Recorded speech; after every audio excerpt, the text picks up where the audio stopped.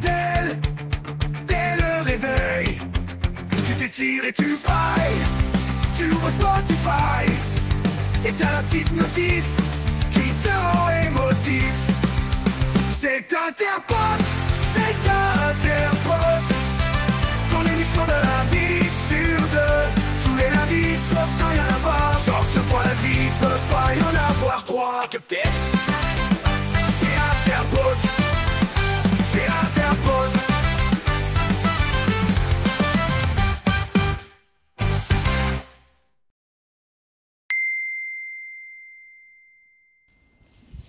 Salut gros fat, j'espère que tu vas bien. Bienvenue dans ce nouvel Interpote, à toi et à l'ami Haute qui nous rejoint. Je te parle de la rue, comme ça peut s'entendre je pense. Et je marche dans la neige. On est jeudi, il fait froid et il neige, et ça fait un moment que j'ai pas vu la neige. Alors je me suis dit ce serait une bonne idée de faire une petite marche de mi-journée dans la neige. Et en fait, j'ai froid dans le cou parce que j'ai pas prévu et j'ai pas d'écharpe. Et j'ai les pieds mouillés. Donc c'est sympa mais pas top. Bref. Ça faisait longtemps que j'avais pas vu la neige. Ce matin, j'étais avec des gens en visio et on en parlait un petit peu avant que la réunion démarre. Et je disais que moi j'étais natif du nord de la France et que j'ai souvenir qu'au XXe siècle, il y avait de la neige un peu plus régulièrement qu'aujourd'hui. Donc là, ça fait un moment que je l'ai pas vu. Et voilà, c'est beau. C'est pas vraiment de ça dont je voulais te parler. Ce matin, donc, en voiture. Je suis un affreux automobiliste. Je vais au travail en voiture et ce matin, j'ai assisté à devant moi deux cons qui s'engueulaient, qui voulaient se doubler, qui klaxonnaient, qui se faisaient des queues de poisson en voiture. Alors que bon, conduire sur la neige en plus c'est pas forcément le top. Puis je me suis dit tiens, c'est un bon truc à lancer en Interpote pour Charles. Tu me diras évidemment si tu as écouté le dernier épisode et si tu as des trucs à me dire, mais sur ce sujet-là, c'est marrant d'ailleurs qu'on ne l'ait pas vraiment abordé parce que c'est vraiment un sujet dont toi et moi, je pense qu'on peut être assez clients. Mais c'est assez fou de se dire que dans nos bagnoles, une fois qu'on est dans le cockpit de métal, mais en fait on est d'autres personnes quoi. On est d'autres personnes souvent plus hargneuses, plus cons, beaucoup plus vulgaires qu'on peut l'être une fois sorti de l'habitacle. Et ça vaut pour tout le monde, hein, je m'inclus dedans évidemment. J'essaye de pas l'être, mais des fois c'est dur de résister. Bref, dis-moi ce que t'en penses, et moi je vais essayer de pas me casser la gueule. Bisous mon pote, ciao. Salut beau gosse, merci pour ton message. Écoute, premièrement, je suis un peu déçu parce que je suis un peu dégoûté plutôt que déçu parce que en fait j'avais commencé une super semaine. Déjà, je m'étais enquillé l'entrepote directement le lundi ou enfin jusque et j'étais bien motivé pour t'envoyer des messages et j'avais prévu de le faire à partir d'hier. Et en fait, je me suis retrouvé. Mais alors, ma fille était malade mardi et j'ai récupéré son truc mercredi soir, mais j'ai été séché. Ce qui fait qu'hier, qui a été la journée de neige de Paris, bon après il a neigé et venté tout le temps. Alors tu m'as fait rire, hein, le mec sort dans la neige, il a pas d'écharpe, il a des chaussures de merde. Évidemment que tu vas marcher dans la neige, tu mets des chaussures imperméables et tu te couvres quoi. Genre, c'est la base, c'est la base. N'importe quel Canadien, n'importe quel Québécois te le dira. Mais blague à part, donc du coup j'étais un peu vénère parce que ma journée d'hier, vraiment, c'était une journée. J'ai rarement été malade comme ça. Vraiment, j'ai dormi 18 heures sur 24 quoi. Genre, c'était l'enfer. Donc voilà, voilà. Et donc avant d'enquiller sur ton sujet à toi, écoute. Non, moi, j'avais juste un truc auquel je pensais, mais peut-être qu'on pourra en reparler après, c'est par rapport à mon anniversaire. C'est marrant. J'étais dans une dynamique en ce moment là où, par rapport à l'épisode, où je vais essayer de prévoir une bonne fête pour mon anniversaire. Bon, la journée d'hier m'a un peu séché, ce qui va peut-être euh, modérer mon impétuosité, mais il n'empêche que je vais essayer de. C'est une année heureuse où je vais essayer de fêter mon anniversaire et non pas le subir. Pour venir sur ton sujet, alors, quel vaste sujet. Euh, du problème des égos liés au véhicule et à l'automobile. Il y a énormément de choses à dire par rapport à tout ça. Comment ne pas tomber dans le poncif que je pourrais avoir facilement en mode tous les gens deviennent enfin tu vois genre pour moi l'automobile est un produit. À partir du moment où il y a cet ego qui se mêle dans l'automobile, c'est qu'il y a un problème quoi. Mais j'ai pas trop, enfin ça a toujours été ma position. En fait, j'ai toujours détesté l'automobile, même avant mes convictions, bien avant mes convictions écologiques. Et encore, est-ce que je suis vraiment un vrai écolo? Je suis pas sûr par rapport à, je pense pas, hein. Je pense que j'ai toujours détesté l'automobile pour ce sujet-là. J'ai toujours détesté le comportement des gens avec leur voiture. Je me souviens déjà depuis le début, trouver ça bizarre que tout le monde se grisait de conduire des masses de métal. Moi, ça m'a toujours effrayé, ça m'a dégoûté. Et j'ai toujours trouvé les gens absolument débiles au volant. Et une relation quasi érotique. D'ailleurs, il y a plein de films qui font là, il y avait encore Méthane il n'y a pas si longtemps. Là. Bon, c'est un paroxysme, hein, mais qui font l'espèce de parallèle entre la sexualité, l'érotisme, la voiture. Enfin, moi, c'est vraiment tout ça, toute une sphère qui me débecte. Et enfin, pas qui me débecte, c'est trop fort comme mot, mais qui m'est complètement étrangère, voire qui m'effraie. Et ouais, ouais, mais en fait, faut bien se dire que c'est comme ça qu'on nous la vend. En fait, c'est ça. C'est le système automobile a vendu la voiture comme quelque chose de puissant, d'érotique même, d'intime, de booster d'ego depuis 50 ans, 60 ans. Nos darons sont picousés à l'automobile comme drogue, comme raison d'être. Nous, on a été aussi picousés comme ça. Alors nous, on s'est pris en contrepartie la vague de récession, de décroissance de peak oil qui est complètement dissonante avec celle-là. Mais effectivement, c'est dur, quoi. C'est dur. C'est un produit qui a jamais été vendu sainement. Personne n'a dit c'est un moyen de transport simple et efficace pour t'emmener d'un point A à un point B. On t'a toujours vendu l'automobile, c'est le prolongement de ton être. C'est ta chibrance incarnée sur l'asphalte.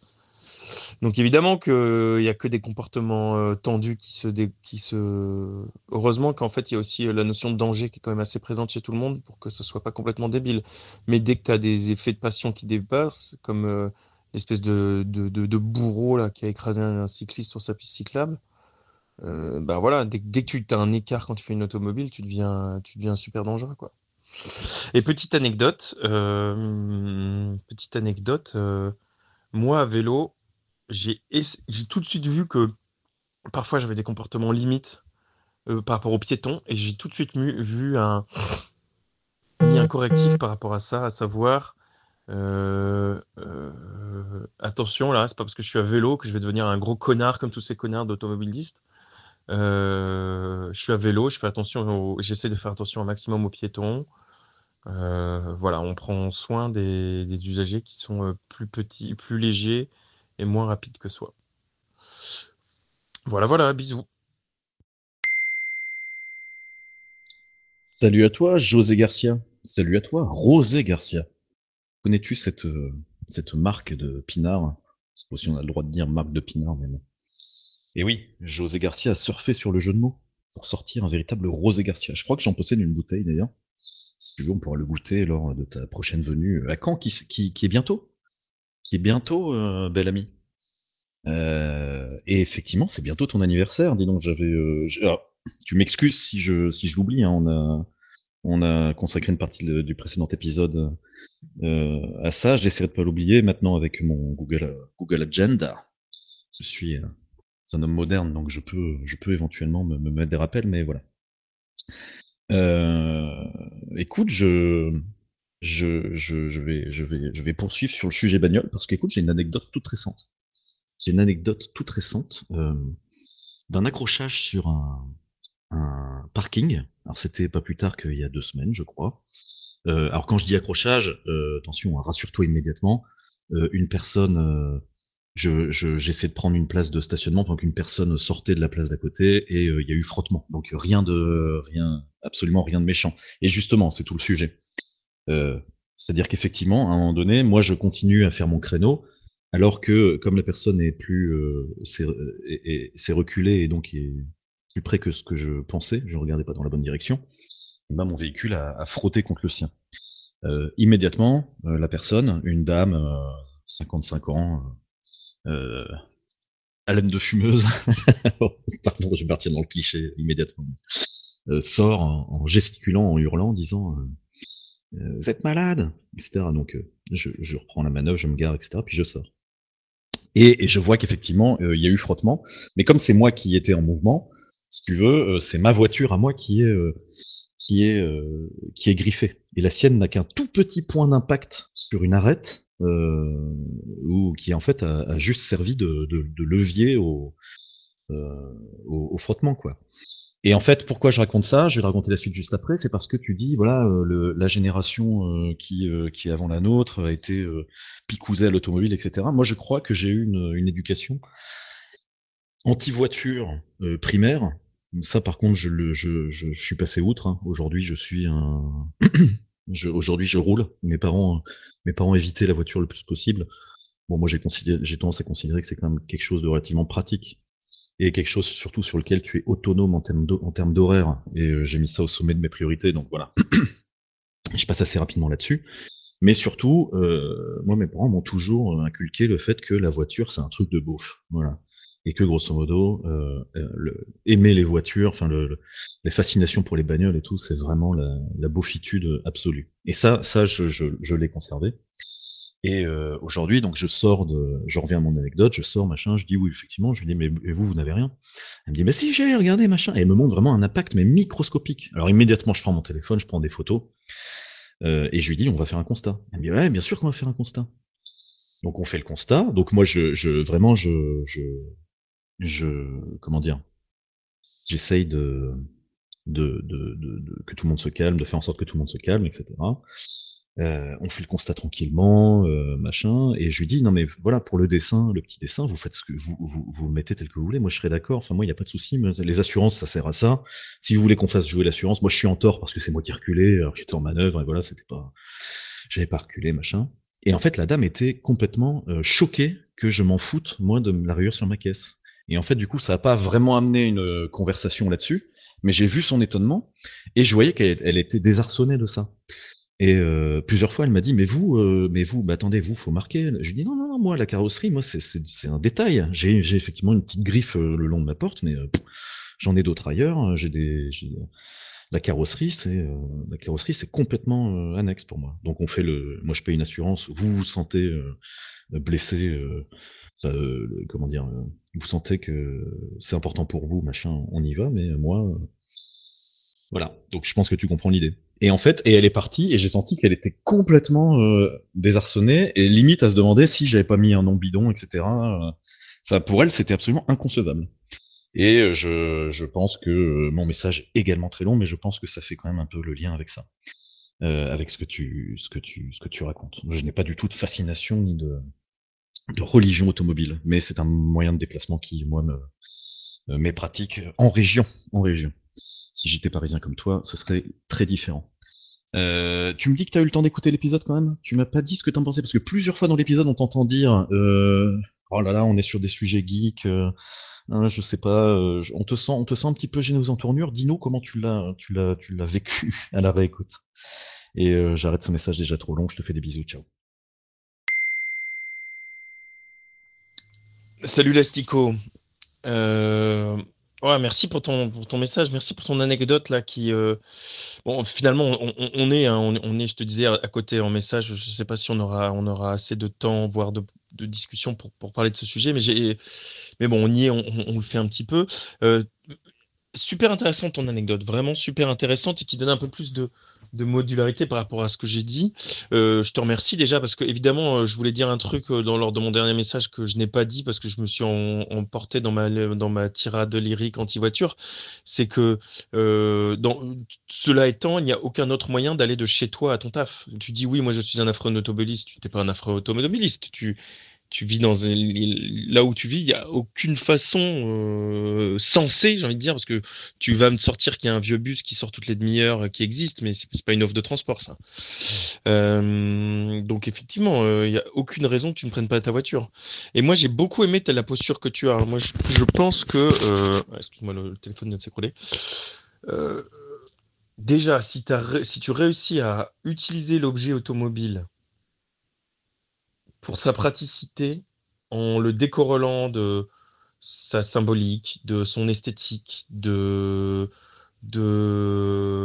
de ce que tu as dit, hein, putain, mais tu t'es pas choqué que tu as une griffure sur ta carrosserie? Ah bah non, c'est un objet et tout. Bah moi je trouve ça bien, je trouve ça très bien. Ça veut pas dire que tu n'es pas soigneux de tes affaires, mais bon, ça veut dire que ce ne sont que des objets qui te servent à une fonctionnalité et ce ne sont pas des attributs sociaux, quoi. C'est pas un bijou, c'est pas une belle montre. Tu me diras, une montre aussi, on pourrait s'en foutre qu'elle soit cassée, mais quand même pas. Enfin, je sais pas. Point que je laisse en suspens, tiens. Donc oui, évidemment que de toute façon, il y a plein d'endroits, il y a une multitude d'endroits en France qui n'ont été conçus que pour être vivables en voiture. La question, c'est de se demander comment on se retrouve dans des endroits où on ne peut vivre qu'en voiture. Ça, c'est une autre question. On a construit la ville autour de cet objet-là.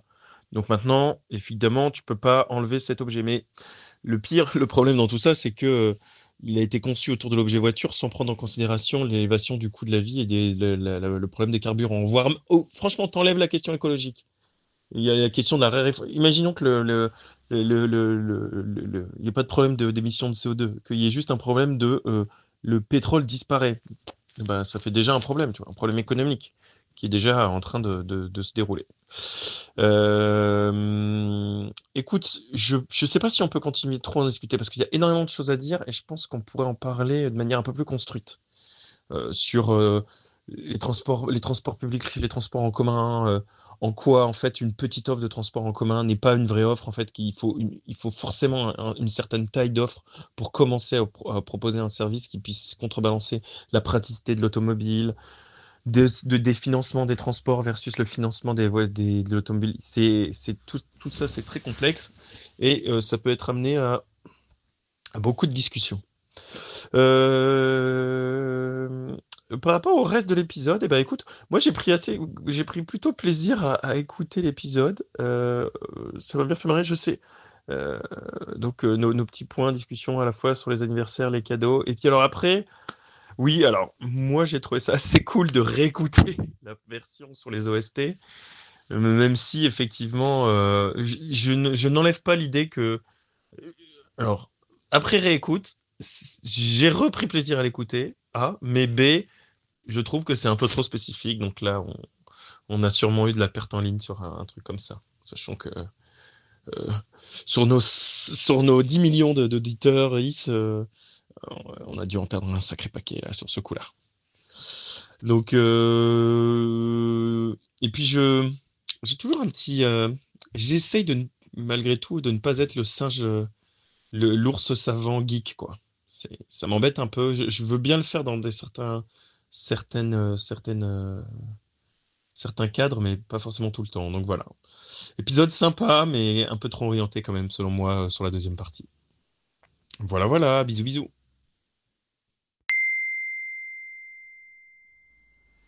Oui, excuse-moi, je te réponds avec un petit peu de retard. J'étais en train tout simplement de faire du patinage artistique avec Alexandra Lamy. Ok, alors, juste avant de fermer la page transport, parce que tu as raison, il y aurait sûrement beaucoup de choses à dire, etc. Enfin, plus à dire et à y consacrer plus de temps, mais pour ne pas oublier, je pose cette réflexion-là qui était la mienne, moi qui arrivais comme toi. Alors Lille est une grande métropole, donc bien bien fourni en transport en commun et en fait j'ai eu le permis tard. Moi j'ai eu le permis à 25 ans parce que avant ça j'en avais pas besoin, tout simplement. C'est pour ça qu'il y a beaucoup de Parisiens qui n'ont pas le permis, parfois n'ont jamais le permis, je pense. Et, euh, et en arrivant dans une ville moins bien, voire presque pas desservie en transport en commun, un des trucs qui m'a marqué, c'est que c'est la perception du piéton en ville. Quand à Lille, tu vois, enfin, ou l'inverse, ou la perception de l'automobiliste. Enfin, comment est-ce que le regard euh, qu'on peut avoir les uns sur les autres change? À Lille, celui qui va en voiture dans le centre-ville, c'est un banlieusard ou c'est un touriste. Euh, Tous les Lillois ou très proches Lillois sont à pied ou à vélo. Et en fait, dans des territoires moins desservis, les piétons, ceux qui vont faire leurs courses à pied, sont plutôt les gens démunis, sans permis ou sans moyens qui leur permettraient d'avoir une voiture. Et ça, donc, du coup, c'est très différent. Tu vois, il y a un renversement il y a une inversion de schéma, une inversion de valeur selon le territoire dans lequel tu es. Bon, mais tu as raison, un petit peu technique. Sur ce que tu dis, et alors là c'est très interpote, puisque ce que tu dis sur l'épisode, et notamment le passage sur les musiques de jeux vidéo, en fait je me suis dit en le réécoutant que j'ai le sentiment que toi tu n'arrives pas à décorréler le fait qu'on écoute des musiques qui sont effectivement des musiques de jeux vidéo, donc en lien avec le jeu vidéo, mais en fait on écoute quand même de la musique. Je me dis que quelqu'un qui n'en aurait absolument rien à faire du jeu vidéo peut quand même trouver de l'intérêt à ça parce que, après tout, ça reste de la musique. Alors, outre le fait que moi, j'aime bien dans les podcasts des fois qu'on me fasse découvrir des trucs auxquels je m'étais jamais intéressé avant. Donc là, ça fonctionne, mais je sais pas si tout le monde fonctionne comme ça. Là, moi, à l'inverse de toi, je pense, je peux pas m'empêcher m'enlever de la tête que c'est avant tout de la musique, qu'on écoute de la musique et qu'on en parle. Donc j'ai moins tendance à appuyer sur le bouton rouge alerte geek que toi à ce point de vue-là. Et un des mecs que je cite, qui était un compositeur de musique chez Squaresoft, qui est Nobuo Matsu, il disait que pour lui, la musique de film et la musique de jeux vidéo, en fait, c'est absolument le même objet et la même destination. Et il dit, je comprends pas pourquoi est-ce que les musiques de films peuvent avoir des prix, être primées, vendent beaucoup de disques, etc., alors que la musique de jeux vidéo, pas du tout. Mais il dit, mais pour moi, on fait le même travail. Donc, et voilà. Et si on faisait un épisode sur les musiques de films, je suis certain que tu aurais moins l'impression de livrer de la geekerie de bas étage. Bon, ceci étant dit, je m'arrête là et je te dis bisous.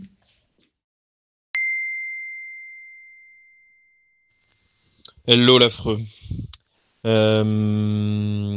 Merci pour tes messages précédents. Je t'ai envoyé entre-temps, et du coup j'en fais le lien pour les auditoristes, en guise de conclusion, un petit dessin de Sampé, en fait une série de quelques dessins assez pertinents dans lequel on voit, qui date de 1960 hein, déjà, donc pour dire que le problème a été le problème et les enjeux liés étaient déjà identifiés depuis longtemps, où on voit sur un premier dessin un bourgeois clairement qui quitte son domicile à vélo pendant qu'un plébéien le voit partir, lui qui traîne la patte le voit partir et râle.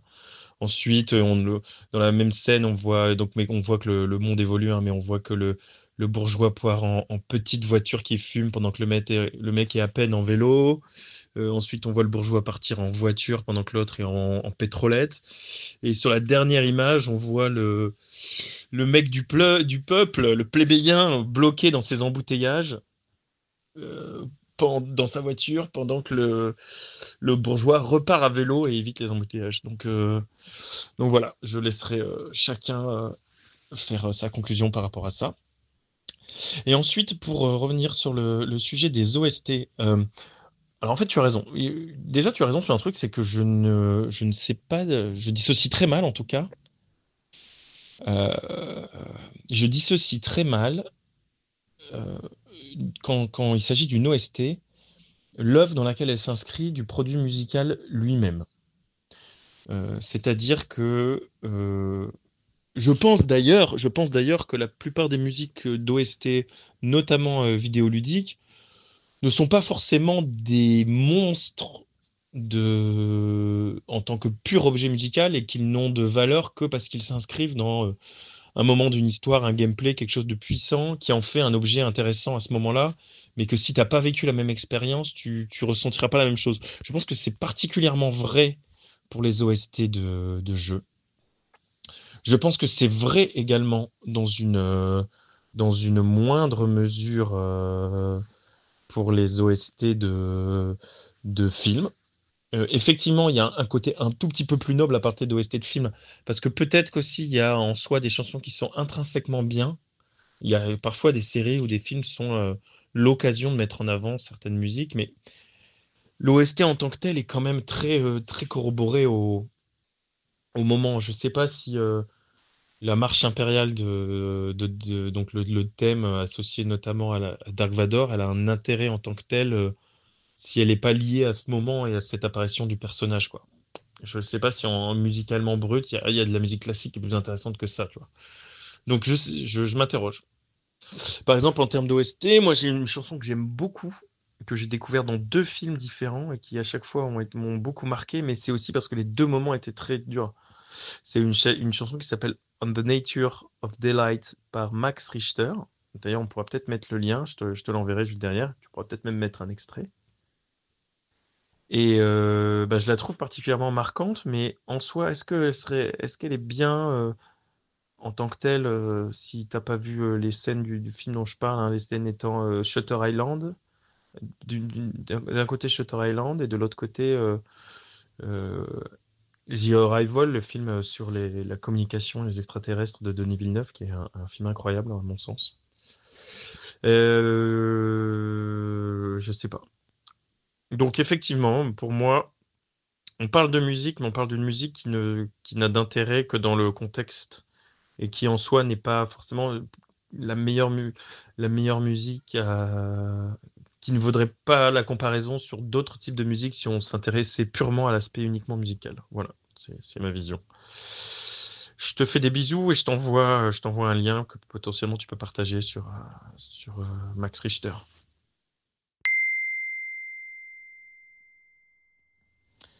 Salut à toi, l'affreux.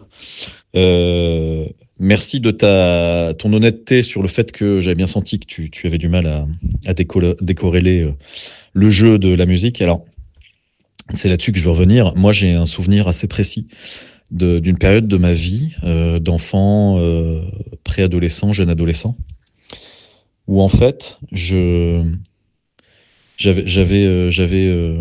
envie d'écouter de la musique de jeux vidéo en dehors du fait de jouer aux jeux vidéo. Donc je m'étais fait une installation, peut-être que tu t'en souviens d'ailleurs, hein. Je m'étais fait toute une installation pour enregistrer, alors sur mini-disque ou peut-être même sur cassette, ce qui était déjà obsolète à l'époque, mais voilà, le matos d'enregistrement que j'avais, c'était là-dessus.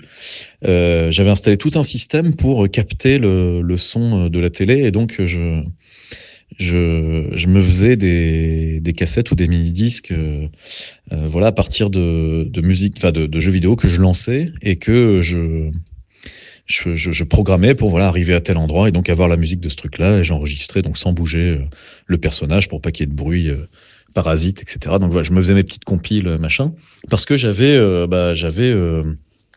clairement le souhait de sortir la musique du jeu vidéo pour l'avoir ailleurs dans les oreilles, etc. Donc j'ai des tonnes d'enregistrements de compiles comme ça que je m'étais fait, voilà.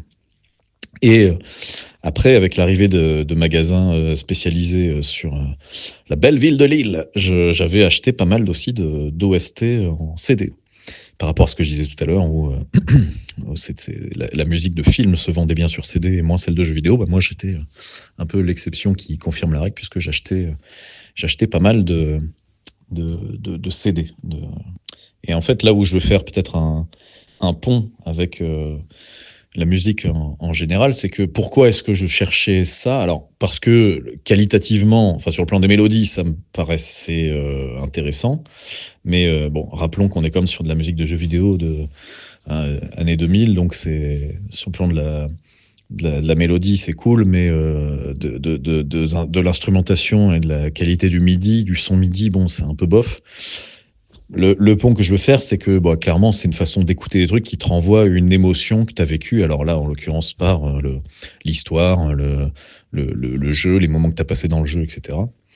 Mais que, en fait, au final, j'ai toujours fonctionné par période, moi, dans l'écoute de musique, et que je me suis rendu compte que c'était forcément connecté à des émotions. J'ai du mal à écouter des groupes, par exemple, que j'ai pas découvert en live ou avec lesquels j'ai pas d'histoire. Je crois qu'on a déjà parlé de ce sujet-là, mais je peux avoir des histoires assez fortes par rapport à des moments précis vécus avec des groupes, donc à l'occasion d'un concert, à l'occasion de... Ou même, tu vois, typiquement, le CD de Limp Bizkit, le premier CD de Limp Bizkit que j'ai acheté, c'est parce que j'avais vu le film Mission Impossible, et donc j'ai découvert ce groupe-là dans la BO de Mission Impossible. Et derrière, après, j'ai découvert le groupe. Mais voilà, j'ai une histoire qui me lie au groupe, et c'est à partir de ça que je vais essayer de creuser.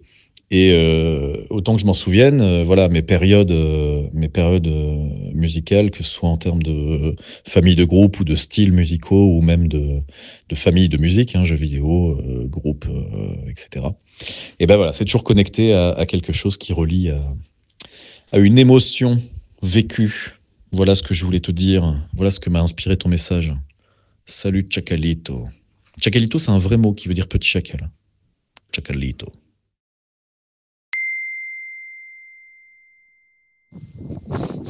Hola, Feniquito. Alors, Feniquito, c'est un vrai faux mot, et pas un faux vrai mot, et donc un vrai mofo, qui veut dire petit fennec en charlésien.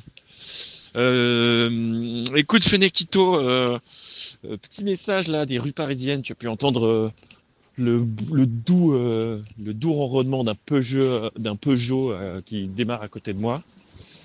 Tu m'as fait sourire avec ton message, tu m'as fait sourire parce que au moment où je me disais, tiens, ce qu'il est en train de me raconter, je crois qu'il me l'a déjà dit.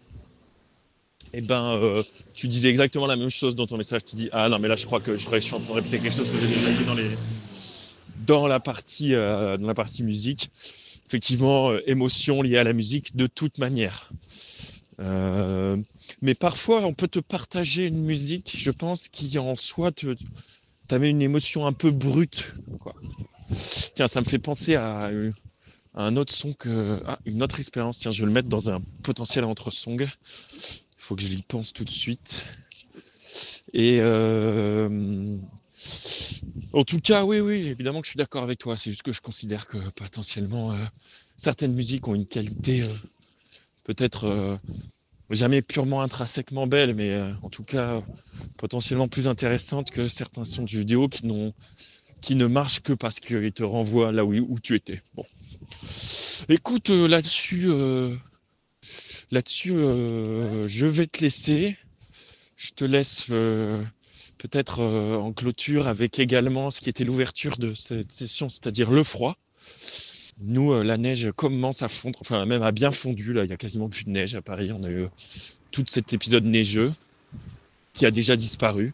Et apparemment, on prend plusieurs dizaines de degrés.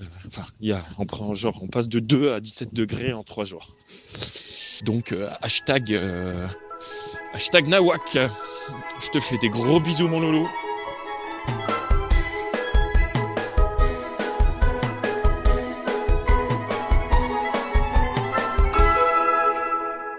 Alors ça, c'est du bon Minervois.